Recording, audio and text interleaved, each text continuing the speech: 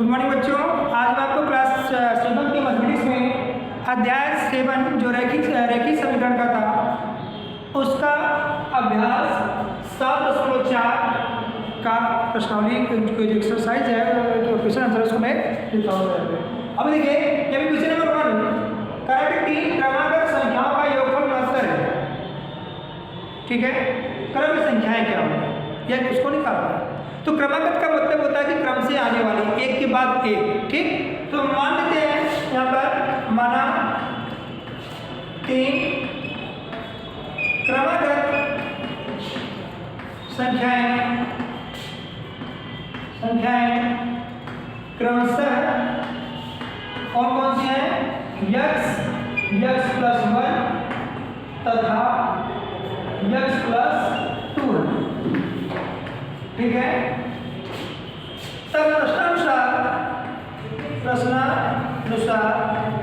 इन संख्याओं का योग यानी x plus 1 plus x plus 2 बराबर कितना होना था। यानी तीनों संख्याओं को जो क्रम से आने वाली संख्याएं हैं उनको अगर आपस में जोड़ा जाए तो उसका जो योगफल आता है वो 69 आता है। अगर ऐसा कुछ है देखिए यहाँ पे क्या मिलेगा, x कितना 3x प्लस 1 2 3 इक्वल टू कितना 69।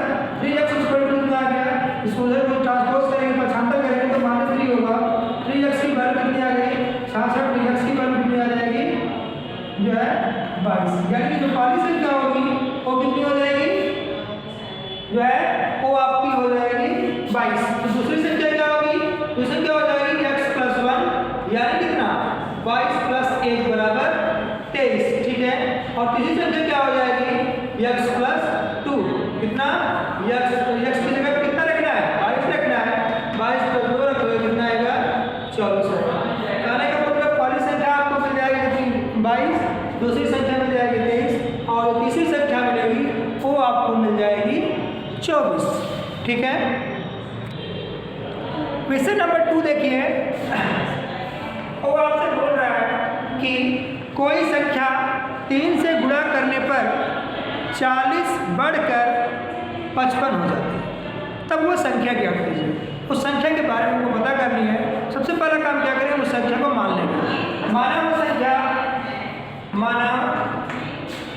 वो संख्या कितनी है बराबर x, यानी लो वो संख्या x है। ठीक, प्रश्नानुसार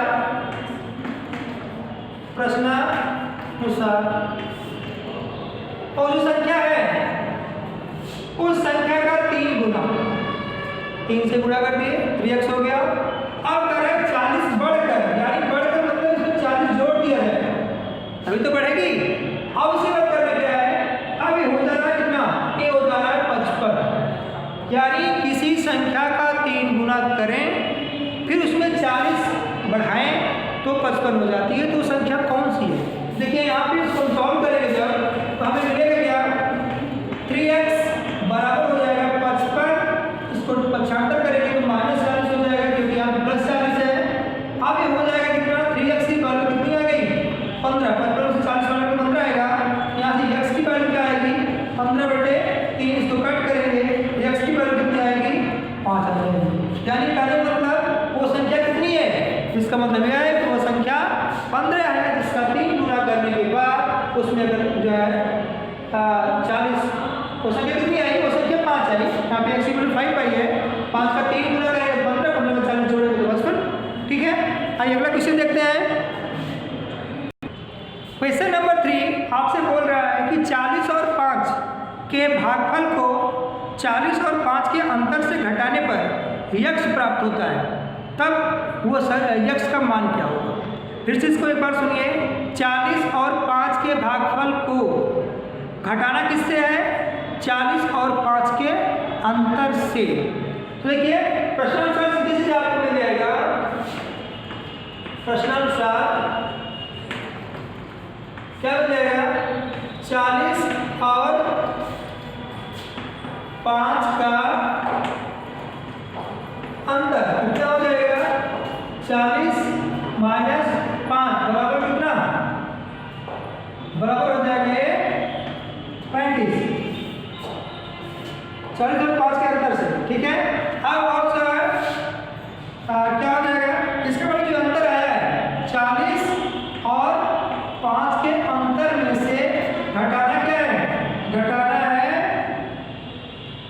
40 और 5 के भागफल को, तो आता क्या है? यक्स आता है और यही यक्स निकालना है। ध्यान दीजिए, ये आ जाएगा 35 माइनस इसको काटेंगे तो आएगा कितना? 8 आएगा बराबर यक्स। तो देखिए यहाँ कितना रहा है? 15 से 8 निकालो कितना है? 8 7 15 7 और यहाँ बचा कितना? 2 बराबर यक्स। कहने का मतलब वो संख्या यक्स का मान कितना हो जाएगा? यक्स का मान कितना आ जाएगा? यक्स का मान आ जाएगा 27। ठीक है। चौथा क्वेश्चन देखिए, करें कि वह संख्या ज्ञात कीजिए जिसे 7 से भाग देने पर भागफल के रूप में 13 और शेषफल के रूप में 4 प्राप्त होता है। ठीक है। तो हम मान लेते हैं वो संख्या क्या है? माना वह संख्या बराबर यक्स है। ठीक है। और उसके बाद कह रहा है कि देखिए, चूंकि हम जानते हैं ये होता है भाज्य बराबर होता है भाजक गुणे भागफल प्लस शेषफल, यही होता है, यही होता है। तो हम क्या करेंगे? भाज्य यही माने भाज्य यक्स है, यक्स बराबर भाजक कितना है? 7 से भाग दिया जा रहा है, भागफल कितना है? 13 आ रहा है और शेषफल कितना आ रहा है? 4 आ रहा है। अब इसी को सॉल्व करेंगे, जो आएगा वह यक्स की वैल्यू। देखिए 13 से कितना हुआ? 91 प्लस 4 यानी यक्स की वैल्यू कितनी आ गई? 95। कहने का मतलब वो संख्या कितना है? वो संख्या 95 है। क्वेश्चन नंबर 6 कर रहा है कि मोहन की माँ उससे 20 वर्ष बड़ी है। मोहन की माँ उससे 20 वर्ष बड़ी है। 6 वर्ष बाद वह मोहन से 3 गुनी बड़ी होगी। दोनों की वर्तमान आयु बताइए। ठीक है। अब देखिए, मान लेते हैं मोहन की वर्तमान आयु क्या? माना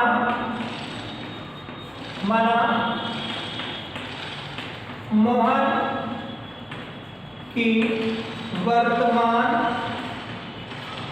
आयु बराबर यक्स वर्ष। ठीक, इसलिए उसकी माँ की आयु क्या हो जाएगी? आयु बराबर, इससे 20 साल बड़ी है तो 20 प्लस कर देंगे, यक्स प्लस 20 वर्ष आ गया। ठीक है। अब कह रहा है कि 6 वर्ष बाद, अब क्या? अब 6 वर्ष बाद मोहन की आयु कितनी हो जाएगी? मोहन की आयु कितनी हो जाएगी? कि आयु बराबर हो जाएगा, आज यक्स है, 6 साल के बाद 6 साल 6 ईयर बढ़ जाएगी। ठीक है। और इसलिए उसकी माँ की आयु क्या हो जाएगी? माँ की आयु ये बेटा यक्स प्लस 20 पहले से था, 6 साल और बढ़ गया, अब कितना आ गया? X plus 26। ठीक। देखिए प्रश्न क्या कह रहा है? प्रश्नानुसार ये कह रहा है कि जो मोहन की आयु है यक्स प्लस 6 साल बाद, ठीक, और उसकी माँ की आयु जो 6 साल के बाद है यक्स प्लस 26। ठीक है। ये कितना है? इसका 3 गुना है, यानी जो मोहन की आयु है उसका 3 गुना करेंगे तो उसकी माँ की आयु के बराबर होगा 6 साल के बाद। ठीक है। अब देखिए इसको सॉल्व करेंगे, क्या आएगा? 3x प्लस 3 से 18 बराबर कितना? X plus 26। ध्यान दीजिए 3x इसको उधर बुलाए तो माइनस एक्स होगा बराबर 26, इसको उधर भेजे तो माइनस 18 होगा। यहाँ कितना? 2x आया। देखिए 16 से 8 निकालो तो 8 आया। ठीक, 1 में से 1 निकालो 0 आएगा। तो यहाँ से यक्स की वैल्यू कितनी आ गई? यक्स की वैल्यू आ जाएगी 4। यक्स क्या था? यक्स मोहन की आयु थी, तो मोहन की आयु कितनी आ गई? 4 आ गई। इसलिए क्या है? इसलिए मोहन की आयु कितनी आई? मोहन की आयु बराबर 4 वर्ष तथा उसकी माँ कि आयु बराबर x प्लस 20 यानी 4 प्लस 20 बराबर कितना 24 वर्ष। ठीक है, इसको वीडियो को पॉज करके आपको नोट करना है। आइए नेक्स्ट क्वेश्चन देखते हैं। देखिए नेक्स्ट क्वेश्चन है, एक आयत की लंबाई उसकी चौड़ाई से 6 सेंटीमीटर अधिक है। देखिए कोई आयत है, आयत मान लेते हैं एक आयत है, इसका नाम रख दिया ABCD। ठीक है, कह रहा है कि इसकी जो चौड़ाई है लंबाई जो है उसकी चौड़ाई से 6 सेंटीमीटर अधिक है। तो चौड़ाई को मैंने मान लिया x, तो लंबाई क्या हो जाएगा, तो लंबाई हो जाएगा x प्लस 6, क्योंकि लंबाई जो है वो इसकी चौड़ाई से 6 सेंटीमीटर ज़्यादा है। आगे फिर से बोल रहा है कि यदि आयत का परिमाप 60 सेंटीमीटर हो, आयत का परिमाप अगर 60 है तो उसकी लंबाई और चौड़ाई बताना है, साथ में उस आयत का क्षेत्रफल भी हमको पता करना है। तो देखिए हम मान लेते हैं यहाँ पे क्या माना आयत की चौड़ाई बराबर कितना x मान लो, तो प्रश्न लंबाई क्या हो जाएगा, इसलिए लंबाई क्या हो बताइए, लंबाई आपका हो जाएगा x प्लस 6। ऐसा क्यों, क्योंकि सेंटीमीटर में है, ये भी सेंटीमीटर ये भी सेंटीमीटर। ठीक है, क्यों होगा ऐसा, क्योंकि जो लंबाई है वो चौड़ाई से 6 सेंटीमीटर ज़्यादा है। ठीक है, अब देखिए, अब इसके बाद ये भी बताया परिमाप दिया हुआ है, परिमाप दिया कितना, परिमाप बराबर दे रखा है आपको 60 सेंटीमीटर, ये बताया हुआ परिमाप भैया 60 का इतना है। ठीक है, अब आयत का परिमाप का जो सूत्र है वो सब लोग जानते हो, क्या चीज़, यही होता है 2 गुणे लंबाई प्लस चौड़ाई, यही होता है। ये कितनी किसके बराबर है, 60 सेंटीमीटर के बराबर है, दिया हुआ है इससे। ठीक, अब देखिए यहाँ पे लंबाई और चौड़ाई में कितना मान रखा है, उसको यहाँ पर रख के x की वैल्यू निकाल लेंगे, जो भी x की वैल्यू आएगी वो उसकी चौड़ाई होगी, और उसी के साथ 6 ऐड कर देंगे तो उसकी लंबाई मिल जाएगी। फिर लंबाई और चौड़ाई का गुणा करेंगे तो हमको उस आयत का क्षेत्रफल मिल जाएगा। अब देखिए यहाँ से क्या मिल जाएगा, 2 इंटू लंबाई कितना है, लंबाई x प्लस 6 है, चौड़ाई केवल x है। ठीक, और किसके बराबर है, 60 सेंटीमीटर के बराबर है। अभी देखिए कितना हो जाएगा, x और x कितना, 2x प्लस 6 कितना, ये हो जाएगा 60। हम 2 को उधर भेज देते हैं, या फिर 2 से इसको कट कर देते हैं, काटेंगे कितना आएगा, देखिए फिर 30 हो जाएगा। अब यहाँ देखिए क्या मिला, 2x को यहीं पर रोकते हैं, दाहिनी तरफ 6 अपने आप पहले से है, 30 पहले से है, अब 6 को मैं जो 75 करके जो है राइट साइड में ले जाता हूँ दाहिनी तरफ। देखिए यहाँ पे 6 क्या माइनस के साथ है, उस साइड में जाएगा, तो सॉरी प्लस के साथ है, उस साइड में जाएगा क्या हो जाएगा, माइनस के साथ हो जाएगा। ठीक है, यहाँ पे प्लस के साथ है, अगर वो राइट साइड में जाएगा या इक्वल टू उस पार जाएगा तो माइनस के साथ हो जाएगा। अब यहाँ देखिए 2x की वैल्यू जो आपको मिल रही है कितनी मिल रही है, 30 में 6 को माइनस करेंगे तो आपको क्या मिलेगा, आपको 24 मिल जाएगा। फिर यहाँ से देखिए जो x की वैल्यू है तो एक x की वैल्यू से आधे होगी, x की वैल्यू क्या मिल जाएगी, इसलिए x की वैल्यू आपको मिल जाएगी 24/2। अब इसको काटेंगे तो x की वैल्यू कितनी आएगी, आपको मिल गया 12 सेंटीमीटर। अब x है क्या, x उसकी चौड़ाई है, x उसकी चौड़ाई है, तो लंबाई निकालने के लिए क्या करेंगे, लंबाई निकालने के लिए जो है उसकी 6 प्लस कर देंगे, इसलिए इसकी लंबाई क्या आएगी, इसलिए लंबाई बराबर कितना आएगा, लंबाई का जो मान आएगा वो आएगा कितना, x प्लस 6 यानी 12 प्लस 6 यानी कितना की क्या जाएगा 18 सेंटीमीटर। ठीक है, अगली बात एक और पूछा है कि जो यहाँ पे आयत बना हुआ है उस आयत का क्षेत्रफल क्या होगा। देखिए हम ये भी जानते हैं कि आयत का क्षेत्रफल क्या होता है, आयत का क्षेत्रफल बराबर होता है लंबाई गुणे चौड़ाई। तो लंबाई कितना मिल गया था, अभी आपने देखा यहाँ पे लंबाई कितना मिला 18 और चौड़ाई कितना मिला, देखिए यहाँ पे चौड़ाई मिला हुआ है 12। तो क्या करेंगे, यहाँ पे सीधे सीधे हम लोग क्या करेंगे, लंबाई के साथ चौड़ाई का गुणा कर देंगे। ठीक है, सेंटीमीटर गुणे कितना 12 सेंटीमीटर। अब इन दोनों का गुणा करना है, जो भी आएगा ठीक है, जो 12 में 18 का लो जो है 18 में 36, इस तरह से अच्छा आंसर दी 18 के 18, 18 और 3 कितना 21। अब देखिए बेटा यहाँ पे सेंटीमीटर इंटू सेंटीमीटर 2 बार करेंगे तो क्या हो जाएगा, तो हो जाएगा सेंटीमीटर स्क्वायर। ठीक है, तो इस तरह से जो आयत यहाँ पे मिलेगा उसका क्षेत्रफल भी आपको मिल जाएगा। ठीक है, देखिए बेटा जो नेक्स्ट क्वेश्चन है वो कह रहा है कि बटुए में 25-25 पैसे के सिक्के हैं और जब उनको जोड़ा जाता है टोटल पैसे जो है वो कितना आता है 250 रुपये। तो अगर ऐसा है तो बताइए उस बटुए में कितने सिक्के होंगे। ठीक है, तो हम मान लेते हैं कुछ बटुए में टोटल x सिक्के हैं। कितना मान लेते हैं, माना बटुए में सिक्कों की संख्या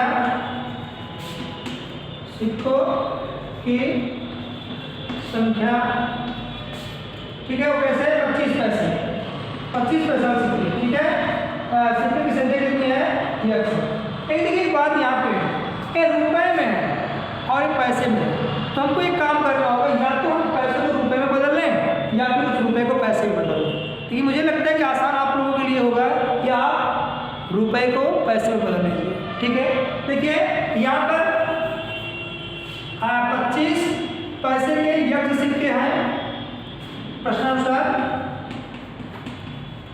ठीक, 25 पैसे के जो है x सिक्के हैं, तो टोटल कितना देखिए कि पैसे हैं कितना 250 रुपये।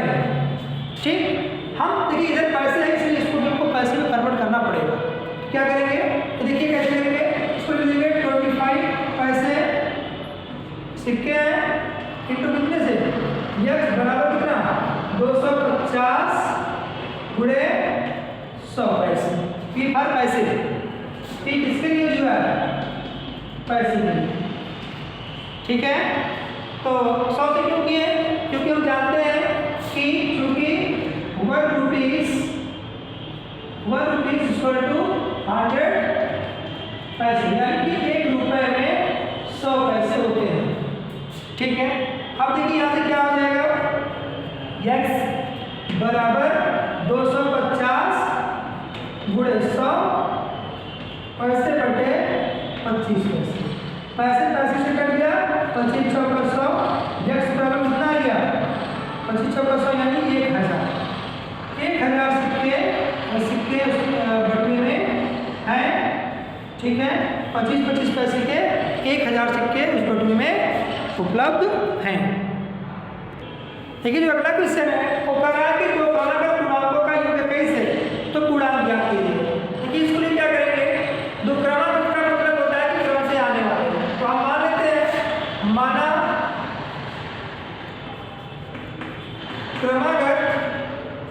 माना क्रमागत पूर्णांक क्रमशः x तथा x प्लस 1 है। प्रश्नानुसार